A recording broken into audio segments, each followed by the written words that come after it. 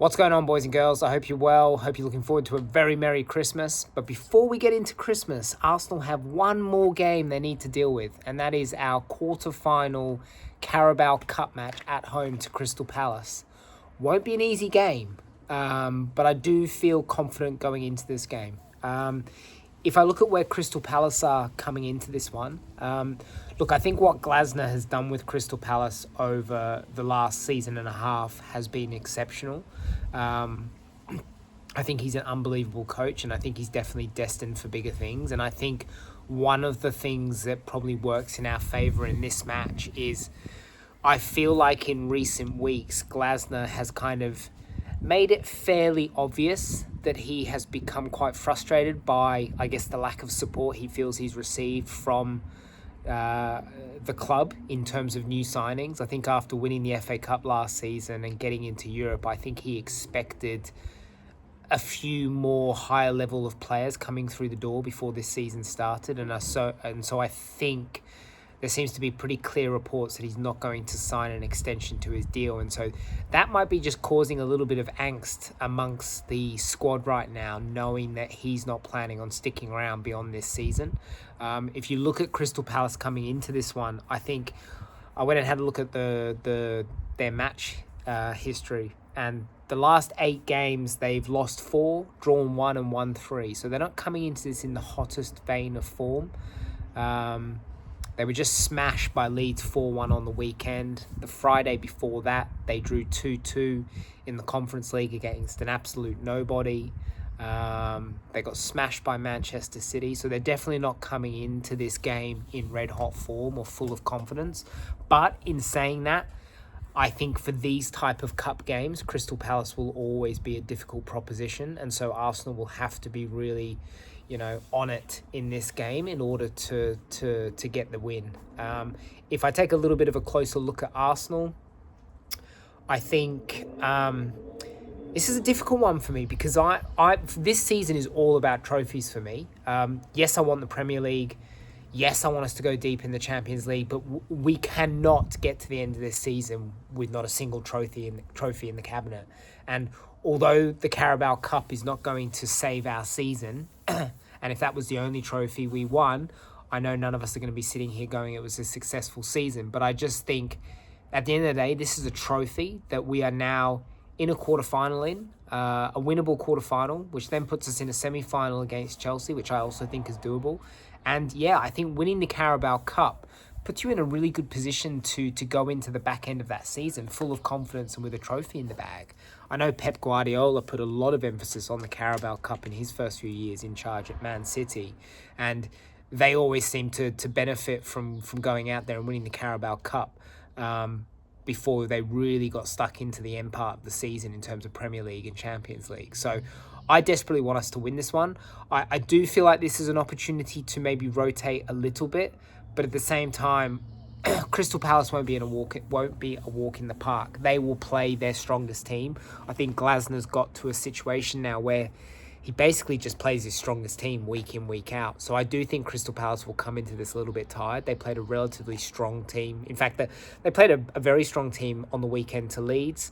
So I'm expecting them to come into this probably a little bit more tired and jaded than what Arsenal are. If I look at the starting 11 for Arsenal, I know there's been some calls that Kepa might start this one, given that it's Carabao Cup. And I must admit, off the top of my head, I can't remember if Kepa has been starting the Carabao Cup games. I think he has. So I think on that premise, I do think Arteta will go with Kepa in goal. I think at the end of the day, when you get a backup keeper of Kepa's quality and experience, I think you have to be giving him the trust to go into the Carabao Cup fixtures. So I do expect Kepa to go in goal. I think at right back, we don't really have an option at this stage with Ben White injured now. So it'll be Timber at right back.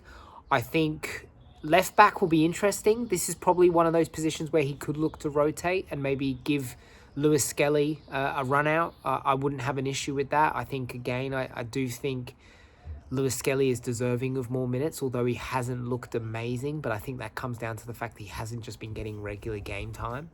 So I would probably go with Lewis Skelly, and I think Arteta will. I should say that these starting 11s are kind of... I don't really know whether it's me saying what I think Arteta will do or what I would want to do, but maybe it's a mixture of the two. I think in central defence it has to be Saliba, and then I think it'll either be Nketiah or maybe he plays Calafiori. But if I had to go with it, I'd say probably Saliba and Nketiah. I think in the midfield is where Arteta can maybe look to kind of switch things up a little. I think Norgard needs to be given a chance. I don't think we need to play both Rice and Norgard in this one. I think Zubimendi in particular is in desperate need of a rest. So he might put Rice in the 6 and then go with like an Odegaard and Eze. He might look to be quite kind of aggressive in this match, given that we are at home. So he might go with that, and I wouldn't be against that. I wouldn't mind seeing Rice in the 6, Odegaard in the 8, and Eze in the 10. But I would probably feel sorry for Norgard. I just don't see where Norgard is going to get minutes at the moment. It kind of makes you think, why did we sign him? So on one hand, I'm thinking Norgard, Rice, and then Eze, because I think Odegaard might get rested for this one. But he could also easily go with Rice in the 6 and then go really kind of aggressive front-footed with Odegaard and Eze, which I actually would prefer to see, I think. So I'm going to go with that. I'm going to go Rice in the 6, Odegaard in the 8, and Eze in the 10. And then I think we'll go with Madueke on the right. I think Madueke has been a bit unlucky not to see any minutes since his brace in the Champions League. And I think he's someone who... This is the type of game where you'd like to see Madueke come into. Despite the fact Saka is clearly our most threatening forward player, I think we should have to trust Madueke in a game like this, and I think it would do his confidence a world of good to know that Arteta gives him the opportunity to start this one. And look, if Madueke is not doing anything, then we can bring Saka on in the second half. So, yeah, Madueke on the right. On the left-hand side, look, I think Martinelli for me is not the answer. From a starting point of view. Trossard started against Everton. He's just kind of coming back from an injury, so will he do that again? I don't know. Nwaneri is another one who hasn't gotten really any minutes lately. You know, does Nwaneri get a position in the team? I don't know. Maybe he goes with Trossard on the left, and then up front, I think Gabby Jesus will start this one. It would be nice to see Gyökeres give it another shot, given that he got a goal against Everton on the weekend. But I do think Jesus is cut out for this one, and he's got a pretty good history against Crystal Palace. So I think Gabby Jesus will give him the nod. Look, I expect us to win this one. I want us to win this one. This is an important match for me. Like I said, I want to win the Carabao Cup as well as other trophies this season. So I think Crystal Palace will be difficult, but I think they've played a lot of football in the last couple of weeks. They have a small squad. There'll be some leggy players out there. And I trust us at home to be good enough to get the win in this one. And I think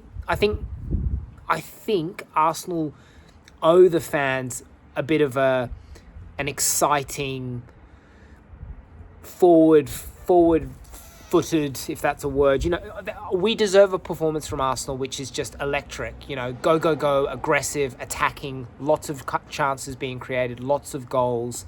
I know Crystal Palace aren't exactly the team that's going to allow us to do that easily. They're a very well set up team, very compact. But I do think if we could maybe get a goal within the first 20 minutes, this could be a rather maybe comfortable 3-1 type of result for Arsenal. So yeah, I'm going to go with a 3-1 win to Arsenal. I'm also thinking maybe 2-0. I'm very undecisive in this match preview video, which you can tell. But yeah, I'm going to go 3-1.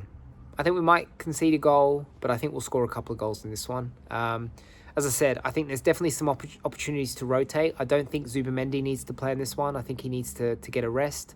I wouldn't have an issue with Lewis Skelly at left back. I think Kepa should be given the right to start in goal, given that he's probably not going to get any action in any other type of game unless Raya's injured. And despite Gyökeres, like I said, getting that goal in the weekend and wanting to see him kind of build from that, I think Gabby Jesus deserves a chance to start this one. So I'm going to go with the 3-1 win and bring on Christmas. All right, guys, have a good one. Let me know what you think in the comments. Don't forget to like and subscribe, and I'll see you in the next one. Peace.